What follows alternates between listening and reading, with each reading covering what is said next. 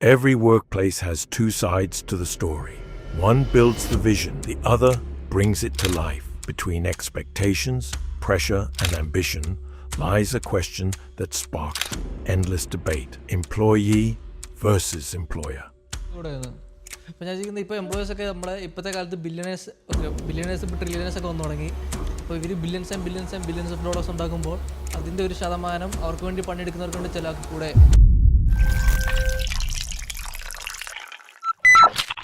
So 24ാമത്തെ എപ്പിസോഡിലേക്ക് ladies and gentlemen welcome back. കട്ടഞ്ഞ ഡബിൾ പോഡ്കാസ്റ്റിൻ്റെ അഗെയിൻ പോഡ്കാസ്റ്റ് ആദ്യമായിട്ട് ഡിസ്കവർ ചെയ്യുന്ന ഞങ്ങളെക്കുറിച്ച് ആദ്യമായിട്ട് അറിയുന്നവരാണെങ്കിൽ ഞങ്ങൾ ജസ്റ്റ് ഒരു ഗ്രൂപ്പ് ഓഫ് ഫ്രണ്ട്സ്, നമുക്ക് ഇൻട്രസ്റ്റ് ആയിട്ട് തോന്നുന്ന കുറച്ച് കറണ്ട് അഫെയർസ്, കുറച്ച് ഫിലോസഫീസ്, പൊളിറ്റിക്സ്, എന്തൊക്കെ സംഭവങ്ങളാണ് നമുക്ക് ഇൻട്രസ്റ്റ് ആയിട്ട് തോന്നുന്നത്. ഈ ഒരാഴ്ചയിൽ നടക്കുന്ന സംഭവങ്ങൾ എല്ലാ ഫ്രൈഡേ ഈവനിങ്ങിൽ നമ്മൾ ലൈവിൽ ഡിസ്കസ് ചെയ്യുന്ന ഒരു പോഡ്കാസ്റ്റാണിത്. ദാറ്റ് ബീങ് സെഡ്, അഗെയിൻ ഈ പാനലിരിക്കുന്ന ആൾക്കാരെ അറിയില്ലാത്തവരാണെങ്കിൽ ജസ്റ്റ് ഈ ഒരു ക്യാമറയിൽ ജസ്റ്റ് ക്വിക്ക് ഇൻട്രഡക്ഷൻ കൊടുക്കാനാണെങ്കിൽ ഞാൻ എൻ്റെ പേര് സേതു, സംഗീത്, ഷൈനോ, ബെൻസൺ, വൈശാഖ്. അപ്പോൾ ഇതൊക്കെയാണ്. ദാറ്റ് ബീങ് സെഡ്, ഇന്നത്തെ ടോപ്പിക്കിലേക്ക് കിടക്കാം. സോ നമ്മുടെ first topic employer visas employees. ഇപ്പോൾ അഗെയിൻ ഞാൻ പറഞ്ഞ പോലെ ബില്യണേഴ്സ് കഴിഞ്ഞു, ഇനി ട്രില്യണേഴ്സിലേക്ക് ആൾക്കാർ എത്തിക്കൊണ്ടിരിക്കുകയാണ്. അപ്പോൾ ആ ഒരു സമയത്ത് എന്താ പറയുന്നത്, ഈ ഒരു വേജ് ഗ്യാപ്പ് എന്ന് വെച്ചിട്ടുണ്ടെങ്കിൽ ആൾക്കാർ ഏറ്റവും ലോവിൽ കിടക്കുന്ന ആൾക്കാരും ഏറ്റവും മുകളിൽ കിടക്കുന്ന ആൾക്കാരും തമ്മിൽ ഭയങ്കര ഗ്യാപ്പ് വീണ്ടും കൂടിക്കൊണ്ടിരിക്കുകയാണ്. ഈ ഒരു സമയത്ത് ഈ ഒരു ടോപ്പിക്ക് ഒരു ഇച്ചിരി കൂടി ഹീറ്റ് കൂടി വരുന്നുണ്ട്. ഐ തിങ്ക് ഇത് ഓൾ ടൈം പണ്ട് മുതലേ എപ്പോഴൊക്കെ ബിസിനസ്സുകളും സംഭവം ഉണ്ടോ അതിന് മുമ്പ് മുതലേ ഉള്ളൊരു സംഭവം തന്നെയാണ് ഈ ചെറിയ ആളും വലിയ ആളും തമ്മിലുള്ള വ്യത്യാസം. പക്ഷേ ആ ഒരു ഗ്യാപ്പ് കൂടി വരുന്നുണ്ടോ, അത് മെയിൻ സ്ട്രീമിലേക്ക് വരുന്നൊരു സമയമാണോ, അപ്പോൾ അതൊക്കെ റിലേറ്റഡ് ആയിട്ടൊരു ടോപ്പിക്കാണ്. ഇതെനിക്ക് ബെൻസ് ബായുടെ ടോപ്പിക്ക്. അപ്പോൾ ബെൻസ് ബായോട് ചോദിക്കാൻ എന്തുകൊണ്ട് പുള്ളി ടോപ്പിക്ക് കിട്ടിയ സംഭവം? ടോപ്പിക് കിട്ടുമെന്ന് പറഞ്ഞാൽ ഇപ്പോൾ ഇപ്പോൾ ഈ സെയിം ക്വസ്റ്റ്യനോട് ഒരു 2 വർഷം മുമ്പ് ചോദിക്കുകയാണെങ്കിൽ ഞാൻ എംപ്ലോയീസിൻ്റെ സൈഡില്ല, എംപ്ലോയീസിനെ പറയുമായിരുന്നുള്ളൂ. എന്ന് ഞാൻ പറയുമായിരുന്നുള്ളൂ. പക്ഷേ ഇപ്പോൾ എംപ്ലോയറുടെ വശവും കൂടെ ഒക്കെ നോക്കുമ്പോൾ അത് എനിക്കറിയത്തില്ല, എല്ലാ എംപ്ലോയേഴ്സിനും ഒരേ ഇൻകം അല്ല, ഒരുപോലെ അല്ല. എന്നാൽ അങ്ങനെ നോക്കുമ്പോൾ അവരുടെ ഭാഗത്തൊരു സ്ട്രഗിൾ ഉണ്ടെന്നുള്ള ഒരു തോന്നൽ. അത് ഇപ്പം ഞാൻ 2 വർഷം മുമ്പ് ഇവിടെ മേപ്പിൾ ലോഡ്ജിൽ വർക്ക് ചെയ്യുന്ന സമയത്ത് ഒരു സ്കിഡിൻ്റെ റേറ്റ് ഇത് ഞാൻ കണ്ട്. അവരൊരു സ്കിഡ് കൊടുത്തതിന് കിട്ടിയത് $14,000 കിട്ടിയത്. ഒരു സ്കിഡ് മാത്രം, ചിക്കൻ അല്ലേ ഇവിടെ പ്രൊഡ്യൂസ് ചെയ്യുന്നത്, $14,000 ഒരു സ്കിഡിന് മാത്രം. അപ്പോൾ അവർക്ക് കണക്ക് കൂടി നോക്കുമ്പോൾ എത്ര സ്കിഡ് കൊടുക്കുന്നുണ്ടോ, എത്ര മില്യണൊക്കെ ഡോളേഴ്സൊക്കെ അവർക്ക് കിട്ടുന്നുണ്ട്. അപ്പോൾ അതേസമയം എൻ്റെ കൂടെ വർക്ക് ചെയ്തവരാണ് എന്നോട് ചോദിച്ചത് നമുക്ക് എന്താ തരുന്നതെന്ന്. നമുക്ക് എത്ര കിട്ടും മന്ത്ലി? ഒരു $2,500 to $3,000 കിട്ടുന്നത് മന്ത്ലി ഇൻകം. അപ്പോൾ അങ്ങനെ നോക്കുമ്പോൾ ശരിയാ, നമുക്ക് എംപ്ലോയീസിന് വലുതായിട്ടൊന്നും കൊടുക്കുന്നില്ല, വളരെ മിനിമലായിട്ടാണ് കൊടുക്കുന്നത്. പക്ഷേ ഇപ്പം നോക്കുമ്പോഴത്തേക്കും അവർക്ക് കുറേ റിസ്ക്കും കാര്യങ്ങളും ഒക്കെ ഉണ്ട്. അതായത് ആ ഒരു സ്കിഡ് ഇപ്പോൾ ചിക്കൻ വെച്ചത് ഫുഡിലെ എന്തെങ്കിലും ഒരു സ്കിഡിനകത്ത്, ഒരു ബോക്സിനകത്ത് തന്നെ ഇവിടുത്തെ കേസ് പറയാനുണ്ട്, 10-14 ചിക്കൻ ഉണ്ട്. ഒരു സ്കിഡിൽ ഒരു 50 ബോക്സ് എങ്കിലും ഉണ്ടാവും. അത് ഒരെണ്ണമെങ്കിലും പ്രശ്നം വന്നു കഴിഞ്ഞാൽ സ്കിഡ് മൊത്തത്തിലെടുത്ത് കളയണമെന്ന് ലോയാ. അത്ര റിസ്ക് അവർ എടുക്കുന്നുണ്ട്. അത് റിസ്ക് എടുക്കുമ്പോൾ അവർക്ക് അതിൻ്റെതൊക്കെ ആ പ്രോഫിറ്റ് അവർക്ക് എന്നുള്ള ഇത് നോക്കുമ്പോൾ അവരുടെ ഭാഗത്ത് ശരിയുണ്ടെന്ന് തോന്നുന്നു. അപ്പോൾ എനിക്കത് ചോദിക്കാനുള്ളത്, നിങ്ങൾ ആരുടെ ഭാഗത്താണ് ഇങ്ങനെ ചിന്തിക്കുമ്പോൾ? ഷൈനോയ്ക്ക് എന്താ തോന്നുന്നത്? എനിക്ക് തോന്നുന്നത് റീസണബിൾ ആയിരിക്കണം. ഒത്തിരി ആൾക്കാരുടെ കഴിവുകൾ നോക്കിയിട്ട് അതിനനുസരിച്ച് കൊടുക്കണം. ഇപ്പം നമ്മൾ ഈ ചെറിയ മേപ്പിൾ ലോഡ്ജും പിന്നെ ചെറിയ ബിസിനസ് വെച്ച് നോക്കുമ്പോഴാണ് നീ പറഞ്ഞ പോലെ ഇപ്പം നമ്മൾ ഇത്ര ഉണ്ടാക്കുന്നു, എംപ്ലോയീസ് ഇത്ര ഉണ്ടാക്കുന്നുണ്ടെന്ന് തോന്നും. അപ്പോൾ എന്തിനാ എംപ്ലോയീസിൻ്റെ കുറച്ച് കൂടുതൽ കൊടുക്കുന്നത് എന്ന് നമുക്ക് തോന്നും. പക്ഷേ നീ വലിയ മൾട്ടിനാഷണൽ കമ്പനികൾ ആലോചിക്കും. ഇപ്പോൾ ആമസോൺ, ടെസ്ല. ആമസോണൊക്കെ ഒരു വർഷം ഉണ്ടാക്കുന്ന പറഞ്ഞാൽ ബില്യൺസ് ട്രില്യൺസ് ഓഫ് ഡോളേഴ്സ് അവരുണ്ടാക്കുന്നത്. പക്ഷേ അപ്പോൾ അവർക്ക് അത്രയും കൂടുതൽ എംപ്ലോയീസും ഇല്ല. അതാ പറഞ്ഞത്, അത്രയും പക്ഷെ അതിൽ കൂടുതൽ അവർ ഉണ്ടാക്കുന്നുണ്ടല്ലോ, ഇത്രയും ഉണ്ടാക്കുന്നുണ്ട്. അപ്പോൾ അതിന് ഒരു ചെറിയ ശതമാനം അവർക്ക് ഷെയർ ചെയ്താൽ എന്താ? പക്ഷേ അതുകൊണ്ട് ഇപ്പം നീ ആലോചിക്കുക, ആമസോൺ ഒരു വെയർ ഹൗസ് അസോസിയേറ്റും അവിടുത്തെ ഒരു എന്താ പറയുക ഒരു മാനേജർ അല്ലെങ്കിൽ ഒരു ഹൈലി പൊസിഷൻ ഇരിക്കുന്ന ഒരാൾക്കും വേജ് ഡിഫറൻസ് ഉണ്ടാവും. ഇപ്പം വെയർ ഹൗസ് അസോസിയേറ്റ് എന്ന് പറയുമ്പോൾ അവർക്ക് എങ്ങനെ പോയാലും ഒരു മിനിമം പേ എന്ന് പറഞ്ഞ സാധനത്ത് സ്റ്റാർട്ട് ചെയ്യാൻ പറ്റത്തുള്ളൂ. അത് കഴിയുമ്പോൾ ഈ ഗ്രോത്ത് എന്ന് പറഞ്ഞ സാധനം ഉണ്ടാവുള്ളൂ, പേക്ക് ഇൻക്രീസ് ഉണ്ടാവുള്ളൂ. ഒരാളൊരു 20 വർഷമായിട്ട് അസോസിയേറ്റഡ് ആയിട്ട് തന്നെ വർക്ക് ചെയ്യുന്നെങ്കിൽ അയാൾക്കൊരു ത്രഷോൾഡ് ഉണ്ടാവും. അതിൻ്റെ അപ്പുറത്തോട്ട് ഒരു കമ്പനിയും പൈസ കൂട്ടാൻ. പക്ഷേ ഒരു സാമാന്യ ഒരാൾക്ക് ഇപ്പം നീ ആദ്യമേ പറഞ്ഞു ആളുടെ വർക്കിനെ ബേസ് ചെയ്ത് വേണം കാശ് കൊടുക്കാൻ എന്നുള്ളത്. സോ അപ്പോൾ പിന്നെ അതിനെ നീ പക്ഷെ ഒരാൾക്ക് ജീവിക്കാൻ പറ്റണം, ഒരാൾക്ക് ജീവിക്കാൻ പറ്റുന്ന അതിപ്പോ ആ കൺട്രോൾ ആരുടെ കയ്യിലാണ്. അതിപ്പോ നമുക്കൊന്നും ചെയ്യാൻ പറ്റത്തില്ല. ജീവിക്കാൻ പറ്റണം എന്ന് പറഞ്ഞു കഴിഞ്ഞാൽ നമുക്ക് മിനിമം പേ കിട്ടുന്ന ആൾ ഇവിടെ ജീവിച്ചു പോകുന്നുണ്ട്, 100,000 ഉണ്ടാക്കുന്ന ആളും ജീവിച്ചു പോകുന്നുണ്ട്. പക്ഷേ ലൈഫ് സ്റ്റൈലിൽ വ്യത്യാസം ഉണ്ടാവും. അത് ജീവിക്കുന്ന ഓരോരാളാണെന്നാണ് നീ പറയുന്നത്? അല്ലല്ല, ലൈഫ് സ്റ്റൈലിൽ വ്യത്യാസം ഉണ്ടാവും. പക്ഷേ അവരെടുക്കുന്ന റെസ്പോൺസിബിലിറ്റി രണ്ടുപേർക്കും ചെയ്യാനുള്ള പണികൾക്കും അതിൻ്റെതായിട്ടുള്ള വ്യത്യാസമില്ല. അപ്പോൾ എന്തായിരിക്കും വ്യത്യാസം? സോ അപ്പോൾ അത് ഇപ്പോൾ ലെറ്റ്സ് നമുക്ക് ടിം ഹോട്ടലിൽ വർക്ക് ചെയ്യുന്ന ഒരാളെയും ആമസോണിൻ്റെ വെയർ ഹൗസിൽ മാനേജറായിട്ട് വർക്ക് ചെയ്യുന്ന ഒരാളെ എടുക്കാം. അപ്പോൾ ആ ഡിഫറൻസ് ഓൾറെഡി അവിടെ കണ്ടില്ലേ. അതായത് അയാൾക്ക് എന്തുമാത്രം റെസ്പോൺസിബിലിറ്റി ആയിരിക്കും ആമസോൺ. അതായത് ആ വെയർ ഹൗസിൽ ഇപ്പോൾ ഇവൻ പറഞ്ഞ പോലെ ഒരു സ്കിഡ് ഗാർബേജ് പോയെന്ന് ഓർക്കട്ടെ, അതിൻ്റെ തലവേന ആർക്കായിരിക്കും?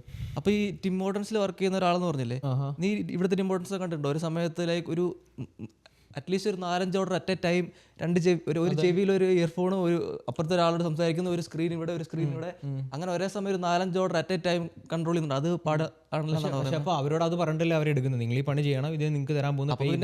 പിന്നെ സൂപ്പർവൈസറോട് അത് പറഞ്ഞില്ലോ എടുക്കുന്നത്, ഇത് റിസ്ക് ഒക്കെ. അവരുടെ റെസ്പോൺസിബിലിറ്റി എന്ന് പറയുന്നത് അതിലും കൂടുതലല്ലേ. ഇവിടെ പോയാൽ ഒരു ചായ പോകത്തുള്ളൂ, അവിടെ പോയാൽ $20,000 ഒരു സ്കിഡാണ് പോയത്. പോയാൽ എന്താ കുഴപ്പം? എന്താ? അവർക്ക് ഇൻഷുറൻസ് ഉണ്ട്, അവർക്ക് ഒന്നും സംഭവിക്കാൻ പോകുന്നില്ല. 20,000 സ്കിഡ് പോയി കഴിഞ്ഞാൽ ഒന്നും സംഭവിക്കാൻ പോകുന്നില്ല, അവരറിയാൻ പറ്റില്ല. അത് കമ്പനിയുടെ ലോസ് അല്ലേ. പക്ഷേ ഈ ടിമ്മിന്റെ കമ്പനി എന്ത് ലോസ്? ടിമ്മിന്റെ ഒരു ചായ പോകുന്നതാണ്. അപ്പോൾ ഒരു സ്കിഡ് ഇല്ല, ടിമ്മിന്റെ ഒരു ചായ അവളുടെ ജോലി പോകത്തില്ലേ? ജോലി പോകുന്നത് ഒരു ചായ പോയെന്ന് അവരറിയത്തൊന്നുമില്ല, മാറ്റി വെക്കത്തേ ഉള്ളൂ. അപ്പൊ പിന്നെ നീ ടിമ്മി വർക്ക് ചെയ്തിട്ടില്ലേ?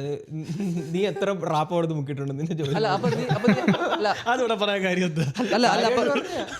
അപ്പൊ ഞാൻ ചോദിക്കട്ടെ, അപ്പൊ ടിമ്മിൽ ഒരു ചായ പോകുന്ന അപ്പൊ അങ്ങനെ പോട്ടെ വെച്ചോണ്ട് എല്ലാവരും പണിയെടുക്കുന്നതാണ് പറയുന്നത്. അവർക്ക് വാണിംഗ് കൊടുക്കും അവരതുപോലെ ചായ കളഞ്ഞു കഴിഞ്ഞാൽ. അപ്പൊ പിന്നെ ആ പ്രഷർ അവർക്ക് ഓരോ തവണ ഓരോ ഓർഡറും പെർഫെക്റ്റ് ആയിരിക്കണം എന്നുള്ള പ്രഷർ അവർക്കില്ലേ?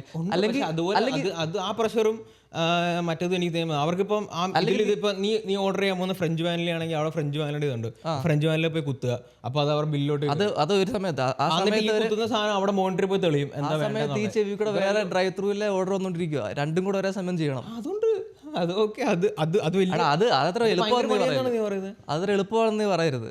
എടാ അത് എളുപ്പമാണ്, കസ്റ്റമേഴ്സിന്റെ തെരുവിൽ കേൾക്കണം, അത് എളുപ്പമാണെന്ന് പറയുന്നത്. ഒരാളല്ലോ ചെയ്യുന്നത്, അവിടെ ഒരാളല്ലോ ഇത് ഓടി എന്നിട്ട് ഇത് കേട്ടിട്ട് പോയി ചായ അടിച്ചിട്ട് കസ്റ്റമർ ആര് പറഞ്ഞല്ലെന്ന്. ഒരാൾ നീ രാത്രി റിമ്യൂവിലും പോയിട്ടുണ്ടോ? രാത്രി എത്ര പേര് വരുന്നുണ്ട്? അപ്പോ എടാ ഞാൻ ഇവനും കൂടി 7 ദിവസം പോയതാ, ഒരു 5 വണ്ടി ഡ്രൈവ് ത്രൂ കൊടുക്കും, ഒറ്റൊരു എംപ്ലോയി അവിടെ, ഒറ്റൊരു എംപ്ലോയി. അതെനിക്കറിയില്ല. അപ്പൊ അങ്ങനെയാണെങ്കിൽ നമുക്ക് പറയാം ആ എംപ്ലോയിനെ നമ്മൾ എക്സ്പ്ലോയിറ്റ് ചെയ്യാന്ന് പറയാം. അങ്ങനെ ഒരാൾ നീ പറയുന്ന മിനിമം പേജില് ഒരു കിട്ടുന്നത്. കാരണം മിനിമം പേജ് സ്റ്റാർട്ടിങ്ങിൽ അത് നീ ചോദിച്ചു ടിമ്മിലെ എംപ്ലോയീസിന് ആരെങ്കിലും $25 per hour കൊടുക്കും.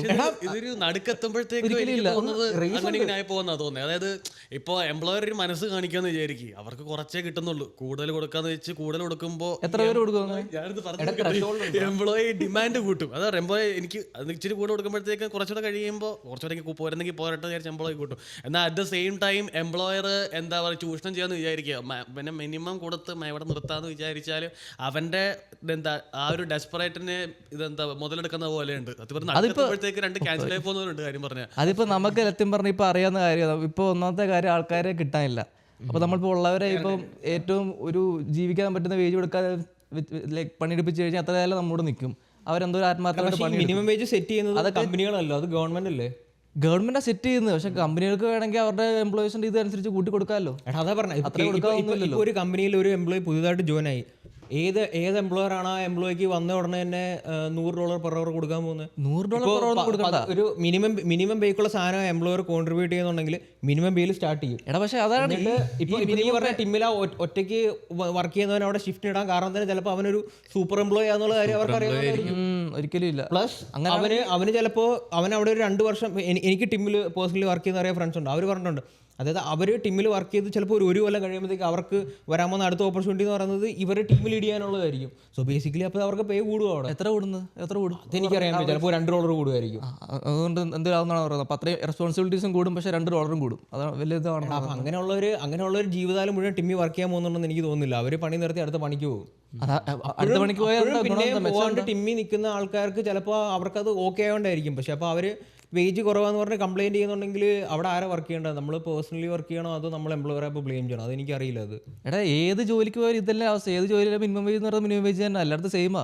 ഏത് ജോലിയിലും കൂടാൻ പോകുന്നില്ല, മിനിമം വേജ് കൂടാൻ പോകുന്നില്ല. മിനിമം വേജ് ആണ്. പക്ഷേ എംപ്ലോയറുടെ പെർഫോമൻസിനനുസരിച്ച് ഇതുപോലെ ലീഗലി ഓതറൈസ്ഡ് ആയിട്ടുള്ള കമ്പനികളിൽ അവിടെ ബോണസ് ഉണ്ടാവും. എനിക്ക് തോന്നുന്നു ഈ ടിമ്മിലൊക്കെ എനിക്ക് തോന്നുന്നു ക്രിസ്മസ് ആ സമയത്തൊക്കെ ബോണസും കാര്യങ്ങളൊക്കെ ഉണ്ടാവും. പക്ഷെ ഞാൻ ചോദിക്കുന്നത് ഒരു മിനിമം വേജിലൊക്കെ ഒരാൾ എങ്ങനെ സർവൈവ് ചെയ്തെന്ന് ഞാൻ ആലോചിക്കുന്നത്. കുറച്ച് ബുദ്ധിമുട്ടാണ്. നമ്മൾ മിനിമം വേജ് വർക്ക് ചെയ്തിട്ടുമ്പോൾ നമ്മൾ എങ്ങനെ സർവൈവ് ചെയ്തിട്ടുണ്ട്? ഞങ്ങൾ അന്നത്തെ ഞങ്ങളൊരു 10 ആണുങ്ങൾ ഒരു ഫുള്ള് വീടെടുത്ത് നിൽക്കുമായിരുന്നു. അപ്പോൾ നമുക്ക് റെന്റ് എത്രയാണ് കൂടി പോയി ഇവിടെ ഒരു $350 വരുന്നുണ്ടോ, കമ്പയർഡ് ടു ഇപ്പോൾ $1000 റെന്റ് ഉണ്ട്. സോ അപ്പോൾ ആ ഡിഫറൻസ് എങ്ങനെ പോയാലും ഉണ്ടാവും.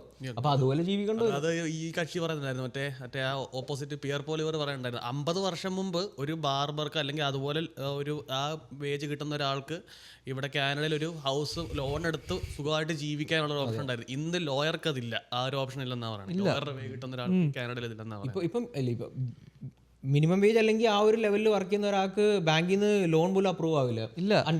അവരുടെ അക്കൗണ്ടിൽ ഒരു 100,000 എങ്കിലും ഇല്ലെങ്കിൽ. അപ്പോൾ ആലോചിക്കും, ഈ CEOs ഒക്കെ ആണല്ലോ, എന്താ ആമസോണിൻ്റെ CEO ആണെങ്കിലും ടെസ്ലയുടെ എലോൺ മസ്ക് ഒക്കെ ആണെങ്കിലും മിനിറ്റിൽ അവർ മില്യൺസ് ഉണ്ടാക്കുന്നത്. അപ്പോൾ പിന്നെ നിങ്ങൾ പറയുന്നത് ആദ്യം കുറച്ചൊന്ന് എംപ്ലോയീസിന് കൊടുക്കാൻ പറ്റത്തില്ലെന്നാണോ പറയുന്നത്? കൊടുത്തു കഴിഞ്ഞാൽ അവർക്ക് ജീവിക്കാൻ പറ്റത്തില്ലെന്നാണോ? പക്ഷേ കൊടുക്കുമ്പം നീ പറഞ്ഞ പോലെ എന്ത് കോൺട്രിബ്യൂട്ട് ചെയ്യുന്നു നോക്കിയിട്ട് അപ്പോൾ എല്ലാവർക്കും ഒറ്റ സ്റ്റഡി ആയിട്ടും കൂട്ടണം. എന്ത് കോൺട്രിബ്യൂട്ട് നോക്കിയിട്ടല്ല, എല്ലാവർക്കും സ്റ്റഡി ആയിട്ടും കൂട്ടണം.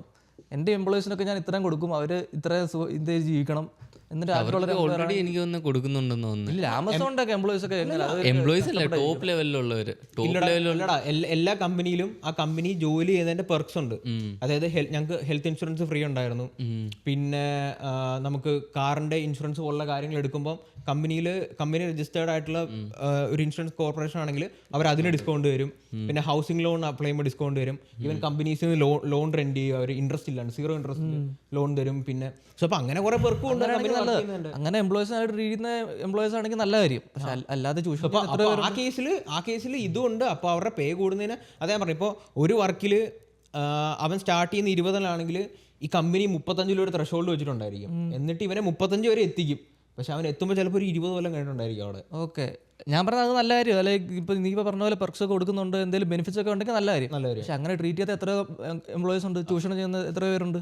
അതേ ഞാൻ പറഞ്ഞു, ലീഗലി ഓതറൈസ്ഡ് ആയിട്ടുള്ള ഒരു കമ്പനി ആണെങ്കിൽ ഇങ്ങനത്തെ കാര്യങ്ങളെല്ലാം ഉണ്ടാവും. പക്ഷെ പ്രശ്നം എന്ന് പറഞ്ഞു കഴിഞ്ഞാൽ സ്റ്റിൽ ഇതുപോലെ എംപ്ലോയീസ് കംപ്ലൈന്റ് ചെയ്യും, എനിക്ക് കിട്ടുന്ന കുറവാന്ന്. എങ്ങനെ പോലെ ഇപ്പോൾ $50 പെർ അവർ അല്ലെങ്കിൽ $100 പെർ അവർ കിട്ടുന്നവന് ഇത് ചിലപ്പോൾ കംപ്ലൈന്റ് ചെയ്യുന്നത്. ഞാൻ പറഞ്ഞത് വെച്ചാൽ ഒരു സാമാന്യ മര്യാദയ്ക്ക് ഒരാൾക്ക് ജീവിക്കാൻ വേണ്ടി ഇതിൽ എല്ലാം കൊടുക്കണം, അല്ലാതെ ചൂഷണം ചെയ്ത്. അതിപ്പോ നമുക്കൊക്കെ അറിയാവുന്നല്ലേ, ഒരാൾക്ക് ജീവിക്കാത്തവരോട് നമുക്ക് അറിയാവുന്നല്ലേ. എനിക്കറിയത്തില്ല, നീ ഇപ്പൊ ജീവിക്കുന്നത് എങ്ങനെയാ? അതാ പറയാം, എനിക്ക് ജീവിക്കുന്നത് നിന്റെ ചെലവ് ഒന്ന് ആലോചിച്ച് നോക്കുക. ലൈക്ക് നിന്റെ ഇതിൽ നിങ്ങൾക്ക് ജീവിക്കാൻ പറ്റുന്നുണ്ടോ? ഇപ്പൊ കറന്റ്ലി പറ്റത്തില്ല. അതെല്ലാവർക്കും അങ്ങനെ. അതിപ്പോ അപ്പൊ ഒന്ന് ആലോചിച്ച് നോക്കുക. അപ്പം $13 മണിക്കൂർ ഉണ്ടാക്കുന്നതിന് എങ്ങനെ ജീവിക്കുന്നത്? സമ്മതിച്ചു, അതെനിക്ക് മനസ്സിലാവും. അപ്പൊ 13 ഉള്ളവൻ അങ്ങനെ ജീവിക്കണം. 13 ഞാൻ 13 മേടിച്ചോണ്ടിരുന്നപ്പോ ജീവിച്ചോല്ല അല്ല ഇപ്പൊ ഞാൻ ജീവിക്കുന്നത്. എന്റെ ലൈഫ് സ്റ്റൈലിൽ വ്യത്യാസമുണ്ട്. അതുകൊണ്ടാണ് എനിക്കിപ്പോ കറന്റ് കിട്ടുന്ന വരുമാനത്തിൽ ജീവിക്കാൻ പാടുള്ളത്. അപ്പൊ അതാണ് ഞാൻ പറഞ്ഞത്. അപ്പൊ നിനക്ക് ഇപ്പൊ ഒരു മാസം നീ 100 മില്യൺ ഉണ്ടാക്കിയെന്ന് വെച്ചോ, നീ അപ്പോഴും പറയാം എനിക്ക് 100 മില്യൺ പോരാ, എനിക്ക് ജീവിക്കാൻ പറ്റില്ല പറയും. പക്ഷെ നീ പറയും 13. അപ്പൊ നീ പറഞ്ഞത് വെച്ച് നോക്കുമ്പോ നീ പറഞ്ഞ എന്താ സാമാന്യമായിട്ട് ഒരാൾക്ക് ജീവിച്ചു പോകാൻ പറ്റുന്ന പൈസ അത്രയാണ് ഞാൻ ചോദിച്ചത്. അത് ഞാൻ പറയുകയാണെങ്കിൽ ഒരു $20 പെർ അവർ കൊടുത്തു കഴിഞ്ഞാൽ ഒരാൾക്ക് മര്യാദയ്ക്ക് ജീവിക്കാൻ പറ്റും എനിക്ക് തോന്നുന്നു. $20 പെർ അവർ ആണ് സാമാന്യം. ഒരു മര്യാദ ജീവിക്കാൻ പറ്റും. വീട് മേടിക്കാൻ പറ്റുമോ? വീട് മേടിയൊക്കെ എനിക്ക് നിന്നോട് സ്വപ്നമുള്ള കാര്യമായിരിക്കും എനിക്ക് തോന്നുന്നു. അപ്പൊ എനിക്കറിയത്തില്ല. $20 കയറുമ്പോൾ വേറെ പ്രശ്നം. $20 കയറുമ്പോൾ വേറെ പ്രശ്നം എന്ന് പറഞ്ഞാൽ അവന്റെ ടാക്സ് ബ്രാക്കറ്റ് മാറും, കൂടുതൽ ടാക്സ് കൊടുക്കാൻ തുടങ്ങും. അപ്പോൾ ഈ 17 കിട്ടുന്നവനും 20 ഉണ്ടാക്കുന്നവനും ബേസിക്കലി പറഞ്ഞു കഴിഞ്ഞാൽ സെയിം പൈസ ഉണ്ടാക്കുന്ന ഒരു $200 വ്യത്യാസം ഉണ്ടാവും. അപ്പോൾ എംപ്ലോയറിനെ അല്ല ബ്ലെയിം ചെയ്യേണ്ട, അവിടെ എനിക്ക് തോന്നുന്നു അവിടെ ഗവൺമെന്റിന്റെ കളിയുണ്ട്. ഒന്നാമത്തെ കാര്യം ഇപ്പോഴത്തെ ഒരു കേസ് എന്ന് പറഞ്ഞു കഴിഞ്ഞാൽ ഒട്ടുമിക്ക കമ്പനികൾ അത്യാവശ്യം നല്ല കമ്പനികളാണെങ്കിൽ കൂടി അങ്ങനെ മനസ്സറിഞ്ഞ് കൊടുക്കുന്നില്ലെന്ന് എനിക്ക് തോന്നിയിട്ടുള്ളത്. കാരണം എനിക്ക് അറിയാവുന്ന ഒരാൾ ഇവിടുത്തെ മാർട്ടിൻ റിയ എന്ന് പറഞ്ഞ കമ്പനി അറിയാലോ, കാനഡ അത്യാവശ്യം നല്ലൊരു കമ്പനിയാണ് മാർട്ടിൻ റിയ. അവിടെ എനിക്കറിയാവുന്ന ഒരാൾ $80,000 പെർ ഇയറിനാണ് വർക്ക് ചെയ്തുകൊണ്ടിരുന്നത്. ആ കക്ഷി അവിടെ നിന്ന് ഓക്കെ ഇത് കൂട്ടി കൊടുക്കുന്നില്ല, അപ്പോൾ ഞാൻ ക്വിറ്റ് ചെയ്യുക, വേറെ കമ്പനിക്ക് ചൂടെ കിട്ടുക എന്ന് പറഞ്ഞപ്പോഴത്തേക്കും ആ എംപ്ലോയർ പറഞ്ഞു ഞാൻ 88,000 തരാം, നീ ഇവിടെ തന്നെ നിന്നു പറഞ്ഞു. മനസ്സറിഞ്ഞ് അവരത് കൊടുക്കും, എല്ലാ എംപ്ലോയീസും അങ്ങനെ കൊടുക്കും. മാർട്ടിൻ റിയ അത്യാവശ്യം നല്ല കമ്പനിയാണ് ഇവിടെ, അവർക്ക് അത്യാവശ്യം നല്ല ഇൻകം ഉള്ള കമ്പനിയാണ്. സ്റ്റിൽ അവർ പോലും അത് ചെയ്യുന്നില്ല എന്നുള്ളതാണ്. പിന്നെ ഇപ്പം ഞാൻ കണ്ടുവരുന്ന ഒരു ട്രെൻഡ് എന്ന് പറഞ്ഞു കഴിഞ്ഞാൽ ആൾക്കാർ ഒട്ടും ലോയൽ അല്ല ഒരു കമ്പനിയിൽ. സോ ബേസിക്കലി അവർ ചെയ്യുന്നത് പറഞ്ഞു കഴിഞ്ഞാൽ അവർക്ക് സ്വന്തമായിട്ട് കഴിവുണ്ടെന്ന് മനസ്സിലാക്കുന്ന ആൾക്കാർ എന്ത് ചെയ്യുമെന്ന് പറഞ്ഞു കഴിഞ്ഞാൽ അവരൊരു കമ്പനി കയറി 2 കൊല്ലം അനലൈസ് ചെയ്യും.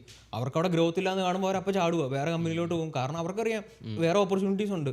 പക്ഷേ അവിടെ നിന്ന് ട്രാപ്പായി പോകുന്നവരാണ് ഈ ലോയലായിട്ട് ആ കമ്പനിയിൽ 25 കൊല്ലമൊക്കെ നിന്ന് വർക്ക് ചെയ്യുന്നത്. അപ്പോൾ അങ്ങനെയുള്ളവരുടെ കാര്യം എന്ന് പറഞ്ഞു കഴിഞ്ഞാൽ ഒരു 20 കൊല്ലം കഴിഞ്ഞ് കഴിയുമ്പോഴത്തേക്കും കമ്പനിക്ക് മനസ്സിലാവും ഇനി എനിക്ക് യൂസ് ചെയ്യാൻ പറ്റുന്നതിലൊരു പരിധിയുണ്ട്. സോ അപ്പോൾ അങ്ങനെയുള്ളപ്പോൾ ഞാൻ കണ്ടിട്ടുണ്ട് കുറേ പേരെ ഒരു പെർമനൻറ്റ് പൊസിഷനിൽ ഇട്ടേക്കുക. അതായത് വലിയ ദേഹം അനങ്ങുന്ന പണിയൊന്നുമില്ല, അവർക്ക് റെസ്റ്റ് എടുത്ത് ചില്ലെടുത്ത് പണിയെടുക്കാം, പക്ഷേ ബേസിക് പേ തരുള്ളൂ. സ്കീമിലൊക്കെ. സംഗീതം ഇതിലെന്താ തോന്നുന്നത്? ഇതിൽ നീ ഇപ്പോൾ ഈ കേട്ട ഡിബേറ്റിൽ നീ ഏത് സൈഡിൽ സ്റ്റാൻഡ് ചെയ്യുന്നത്? എനിക്ക് തോന്നുന്നു ഇപ്പോൾ നമ്മൾ ഈ ടോപ്പിക്കൊക്കെ പറഞ്ഞു, അപ്പോൾ ഇതിലും കുറേ പേര് ഇതിലും വരുന്ന മിനിമം വേജിലും വരില്ലാത്ത ആൾക്കാരുണ്ട്, മിനിമം വേജിൻ്റെയും പകുതി പൈസ കൊടുക്കുന്ന ആൾക്കാരുണ്ട്. അപ്പോൾ അവരൊക്കെ എങ്ങനെ സർവൈവ് ചെയ്യണമെന്ന് നമ്മൾ സർവൈവ് ചെയ്യണമെങ്കിൽ ഇപ്പോൾ സർവൈവ് ചെയ്യാന്നുള്ളൂ. അവരാണേലും ജീവിക്കുന്നുണ്ട്, ഒരാഴ്ച 100 മണിക്കൂറൊക്കെ പണിയെടുത്ത് അവരും ജീവിക്കുന്നുണ്ട്. ജീവിക്കാനുള്ളവരിപ്പോൾ എങ്ങനെയാണെങ്കിലും ജീവിക്കുക. അതിപ്പോൾ എനിക്ക് തോന്നുന്നു നമ്മൾ ഫുൾ ചൂഷണം ചെയ്തതായിട്ട് എനിക്ക് തോന്നുന്നുണ്ടോ? അവർ പണിയെടുക്കുമെന്ന് നിനക്കറിയാം, അതുകൊണ്ട് നീ അവരെ പക്ഷെ അവർക്ക് ലീഗലി പണിയെടുക്കാനുള്ള ഒരു ഓപ്ഷൻ ഇല്ലായിരിക്കും മിക്കവാറും. ഇല്ലീഗൽസ് ആയിരിക്കും അവർ. ആരോട് പറയാനാ?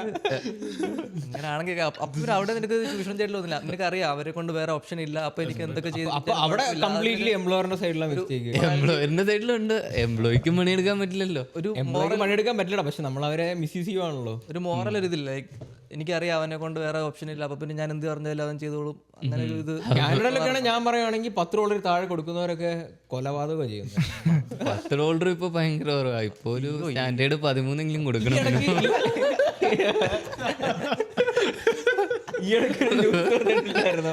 എവിടെ ഏതോ എംപ്ലോയർ $7 എന്താ കൊടുക്കുന്നുള്ളെന്ന് പറഞ്ഞിട്ട് നീ ഗ്രൂപ്പിലിട്ടത് മിസ്റ്റർ സിംഗ് പീസ എവിടോ $7 കൊടുക്കുന്നുള്ളെന്ന് പറഞ്ഞിട്ട് അതിന്റെ എംപ്ലോയീസ് തന്നെ വന്ന് അവരെ എക്സ്പോസ് ചെയ്തു കാശ് കിട്ടാണ്ടായപ്പോഴത്തേക്കും. അതും ഇതാ പ്രശ്നം. അത് ഫ്രാഞ്ചൈസി അതിന്റെ ടിമോട്ടം പോലെ. അതിന് എല്ലാ ലൊക്കേഷനും വേറെ വേറെ ഓണർ ആയിരിക്കും. പക്ഷേ ഇതിലിപ്പോൾ വേറൊരു സംഭവം വരുന്നതെന്ന് വെച്ചിട്ടുണ്ടെങ്കിൽ ഇപ്പോൾ നിങ്ങൾ സംസാരിച്ച സംഭവത്തിലാണെങ്കിൽ ഇപ്പോൾ ലെറ്റ്സ് ഇപ്പോൾ ടിം ഡിസൈഡ് ചെയ്യുവാണ് നമ്മൾ ഇനി മുതൽ സ്റ്റാർട്ടിങ് എംപ്ലോയീസിന് ലെറ്റ്സ് 21 കൊടുക്കുകയെന്ന് വെച്ചോ. 21 വെച്ചിട്ടുണ്ടെങ്കിൽ അവർ 21 ഇവൻ ഞാൻ കേട്ടതെന്ന് വെച്ചിട്ടുണ്ടെങ്കിൽ ടിം പോലത്തെ കമ്പനികൾ എനിക്ക് വന്ന് ഈ സൂപ്പർവൈസർ ലെവലിൽ നമ്മുടെ ഒപ്പം വർക്ക് ചെയ്യുന്ന ഗുർജീത്ത് പുള്ളി എനിക്ക് വന്ന് ടിമ്മിലെ 3 സ്റ്റോർ മാനേജ് ചെയ്യുന്ന മാനേജറാണ്. പുള്ളി പറയുന്ന പേ ഭയങ്കര, പുള്ളി എത്ര 4 വർഷമായി പേ ഭയങ്കര ഷോക്കാന്ന് പറഞ്ഞു. എന്ന് വെച്ചാൽ അതിനനുസരിച്ചുള്ള പേ ഇല്ലാന്ന് പറഞ്ഞു. പക്ഷെ പ്രശ്നം എന്ന് വെച്ചാൽ ടിം നാളെ പറയുവാണ് ഞങ്ങൾ സ്റ്റാർട്ടിങ് എംപ്ലോയീസിന് 21 കൊടുക്കുമെന്ന് പറഞ്ഞിട്ടുണ്ടെങ്കിൽ ടിം ആ കൂട്ടിയ പൈസ എനിക്ക് വന്ന് പാസ് ഓൺ ചെയ്യാൻ പോകുന്ന നമ്മളെപ്പോലെ സാധാരണക്കാർക്ക് ടിമ്മി ഫുഡ് വാങ്ങുന്ന ആൾക്കാർക്ക് $4 കോഫി $5 ആവും, അല്ലെങ്കിൽ $6 ആവും. രീതിയിൽ നോക്കിക്കഴിഞ്ഞാൽ ഇപ്പോൾ എനിക്ക് എക്സ്പെൻസ് കൂടുതലാന്ന് പറയുന്നു. ഈ പറയുന്നത് ഇപ്പൊ മിനിമം പേ കിട്ടുന്ന ഒരാൾ ഷെയർഡ് ആയിട്ടാണ് നിൽക്കുന്നതെങ്കിൽ അവന്റെ കയ്യിൽ നല്ലൊരു എമൗണ്ട് ബാക്കി വരും. ഈ കൂടുതൽ സാധനം ഇത്തിരി കിട്ടുന്നുള്ളൂ, എനിക്ക് വില കൂടിയ കാറ് വേണം, അത് വേണം, ഇത് വേണം, ഒന്നും ഇല്ലാത്തവൻ ടയർ പോലും വാങ്ങിക്കാൻ കാശില്ലാത്തവൻ ഡോഡ്ജിൽ നടക്കുന്നുണ്ട് ഇവിടെ. പ്രത്യേകിച്ച് നമ്മുടെ നോർത്തിലുള്ള ടീമുകളൊക്കെ ഇവിടെ എല്ലാവരും അങ്ങനെ തന്നെ ഡോഡ്ജിലാണ് നടക്കുന്നത്. ഹൈ ഇൻഷുറൻസ് കൊടുക്കുന്നുണ്ട്, എല്ലാം കൊടുക്കുന്നുണ്ട്, പക്ഷേ മിനിമം പേ ആ കിട്ടണേ. എല്ലാം കൂടെ പറയരുത്, എനിക്ക് ഇത്രയും കിട്ടുന്നുള്ളൂ, എനിക്ക് ഇങ്ങനെ ജീവിക്കുക. അത് ചോക എന്നിട്ട് കയ്യിലൊന്നും ഇല്ല, എനിക്കൊന്നും കിട്ടുന്നില്ല. ഇപ്പൊ നമ്മുടെ കേസ് എടുത്താലും നമ്മളിവിടെ വന്നു കഴിഞ്ഞിട്ട് നമ്മള് ആ മിനിമം പേ വർക്ക് ചെയ്തുകൊണ്ടിരുന്നത് തന്നെയാണ് ഫീസ് വരെ ഉണ്ടാക്കിയത്. അപ്പൊ നമ്മുടെ ലൈഫ് സ്റ്റൈൽ ഭയങ്കര ഷോക്കായിരുന്നു. കാരണം നമ്മളെല്ലാരും ബേസ്മെന്റിലൊക്കെ താമസിക്കുന്നു, ഫുഡ് കഴിച്ചു, ഇതുപോലെ വർക്ക് ചെയ്യുന്നു, ബ്ലാ ബ്ലാ. പക്ഷേ നമുക്കപ്പോൾ റെസ്പോൺസിബിലിറ്റി ഉണ്ടായിരുന്നു ഇതുപോലെ ചെയ്യണം എന്നുള്ളത്. അപ്പോൾ നമ്മൾ അതനുസരിച്ച് ജീവിച്ചു. അപ്പോൾ എനിക്ക് തോന്നുന്ന ആ ഒരു വ്യത്യാസം എല്ലാവർക്കും അവരുടെ ലൈഫിൽ കൊണ്ടുവരാൻ പറ്റി കഴിഞ്ഞാൽ ഇതുപോലെ എക്സ്പ്ലോയിറ്റ് ചെയ്യാണ്ടൊക്കെ. അതായത് ഇപ്പോൾ അപ്പം ബാച്ചിലേഴ്സ് ആണെങ്കിൽ ഓക്കെ, ഇപ്പോൾ ഒരു അത്യാവശ്യം പ്രായമുള്ള ഒരാളാ, ഇവിടെ ഒരു ഭാര്യയും കൊച്ചുകൊണ്ട് നാട്ടിൽ അപ്പനും അമ്മയുണ്ട്, അങ്ങനെയുള്ളവരൊക്കെ ആണെങ്കിൽ അങ്ങനെയുള്ളവർ കാനഡയ്ക്ക് കയറി വരുമോ എന്ന് തന്നെ അല്ലെങ്കിൽ അങ്ങനെയുള്ളവർ സത്യം പറഞ്ഞാൽ പണ്ട് നമ്മുടെ മുമ്പത്തെ ജനറേഷൻ ചെയ്തോണ്ടിരുന്ന പരിപാടിയുണ്ട്. ഒരാൾ മാത്രം വിദേശത്തേക്ക് പോകും പ്രവാസി, ബാക്കി ഫാമിലി നാട്ടിൽ തന്നെ അവർക്ക് ജീവിക്കാനുള്ളത് ആകുന്നുണ്ട്. പക്ഷെ എങ്ങനെ പ്രവാസി ജീവിച്ചിട്ടുള്ള വല്ലപ്പോഴും ഒക്കെ ഫാമിലി മീറ്റ് ചെയ്യാൻ പറ്റുള്ളൂ. അങ്ങനെയൊക്കെ പ്രശ്നങ്ങളൊക്കെ ഷോക്കാണ്.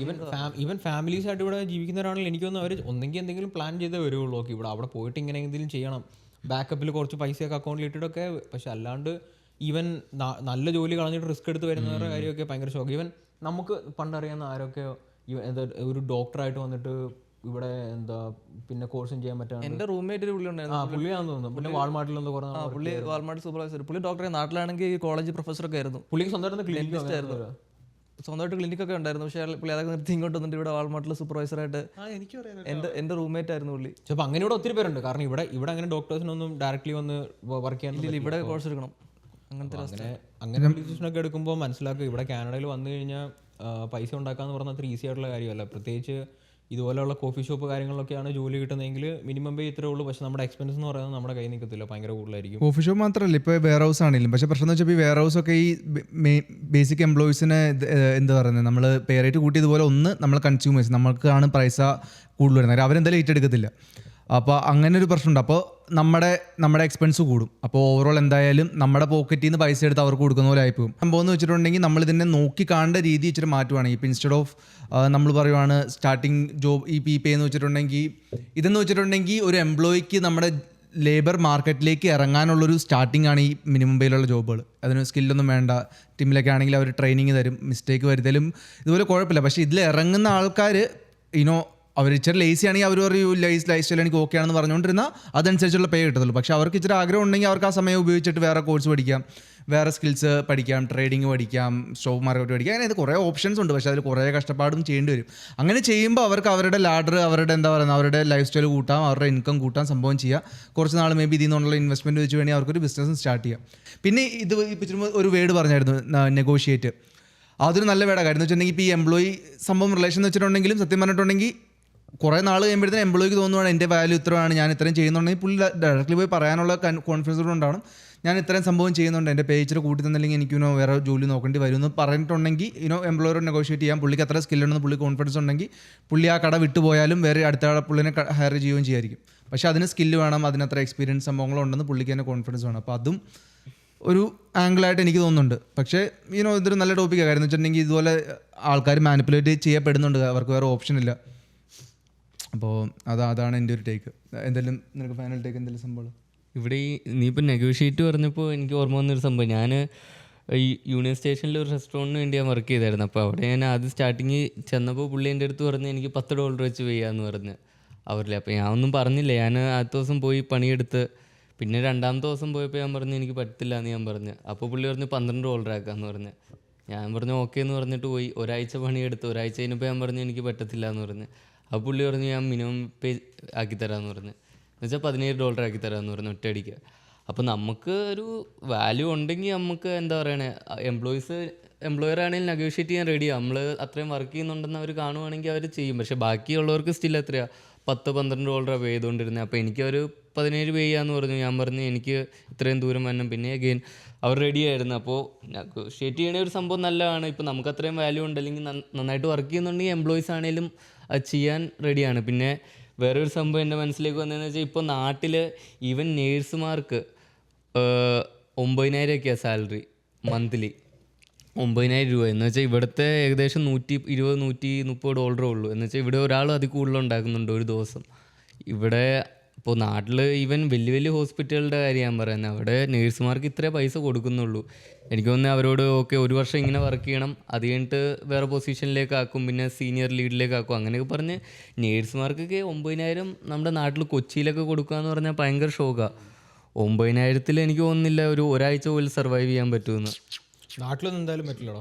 സോ അങ്ങനെ അപ്പോൾ ഈ ഒരു പർട്ടിക്കുലർ ടോപ്പിക്ക് നമ്മളിവിടെ തീരുവാണ്. അപ്പോൾ അഗൈൻ ഈ ഒരു ടോപ്പിക്ക് കണ്ടു, നിങ്ങൾക്ക് ഇഷ്ടപ്പെട്ടു, ഈ ഡിബേറ്റും സംഭവം ഇഷ്ടപ്പെട്ടെങ്കിൽ നിങ്ങളുടെ തോട്ട്സും കമൻറ്റൊക്കെ താഴെ പറഞ്ഞറിയിക്കുക. നിങ്ങളുടെ എന്താണ്, നിങ്ങൾ ഏത് സൈഡിലാണ്, ഈ ബാക്ക് ആൻഡ് ഫോർത്ത് നിങ്ങൾക്ക് ഇഷ്ടമാണ്, ഡിബേറ്റ് സംഭവം ഇഷ്ടമാണെങ്കിൽ കമൻറ്റ് സംഭവം പറഞ്ഞ് നിങ്ങൾ അറിയിക്കുക. പിന്നെ അതിൻ്റെ ഒപ്പം തന്നെ എന്തെങ്കിലുമൊക്കെ ടോപ്പിക് സജഷൻ സംഭവം ഉണ്ടെങ്കിൽ അതും പറഞ്ഞറിയിക്കുക. ആൻഡ് ചാനൽ ആദ്യമായിട്ടാണ് ഡിസ്കവർ ചെയ്തതെങ്കിൽ ഞങ്ങൾ ഇതുപോലെ ലൈവായിട്ട് ഒരു ലോങ് ഫോർമാറ്റ് ലൈവാണ് നമ്മൾ പോകുന്നത് എല്ലാ ഫ്രൈഡേസിലും. കൺസിസ്റ്റൻ്റ് ആയിട്ട് ഇപ്പോൾ നമ്മുടെ 24ാമത്തെ എപ്പിസോഡാണ്. അപ്പോൾ ഫുൾ ലൈവൊക്കെ കാണണം, അത്രയും അനാവശ്യമായിട്ടുള്ള സമയമുള്ള ആൾക്കാരാണെങ്കിൽ അതും പോയി കാണുക. അത് നിങ്ങൾക്ക് നമ്മുടെ ചാനലിൽ പോയി കണ്ടറിയാം. അപ്പോൾ ഇവിടെയൊക്കെ നമ്മൾ സംഭവങ്ങൾ കൊടുത്തേക്കാം, നിങ്ങൾക്ക് ടാപ്പ് ചെയ്തിട്ട് കാണാം. ദാറ്റ് ബീങ് സെഡ്, ഇന്നത്തെ ലൈവ് ഇവിടെ റാപ്പപ്പ് ചെയ്യാണ്. So guys again take care guys, take care, bye bye. And like share subscribe ഒക്കെ പറഞ്ഞു. Like share subscribe guys, bye bye.